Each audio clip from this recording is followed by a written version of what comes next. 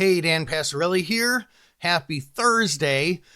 I was looking at some charts today. I always look at the S&P 500 chart, SPY ETF specifically, which has been having quite a bit of volatility lately.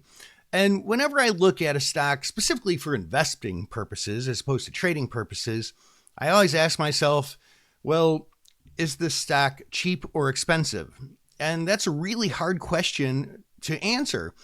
A typical person isn't really armed with the tools to answer that question, to go through and read the financial statements and infer about their business model and what challenges and good things they have going forward. It's hard.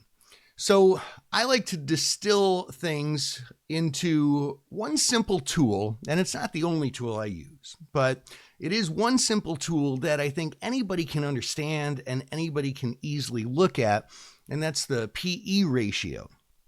So the PE ratio is price to earnings ratio.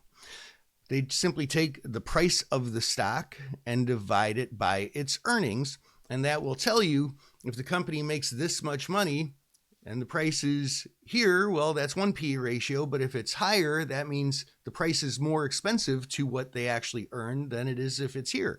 So it's a good way to get a gauge for, is the price of the stock cheap or expensive relative to itself and relative to its peers.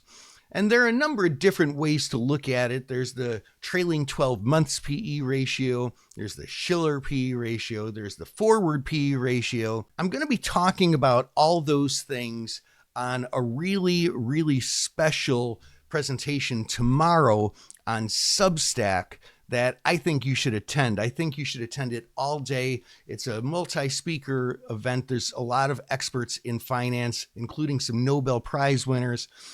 And it's an all-day thing. You should attend it, and you can register for it by going simply to markettaker.com/stack.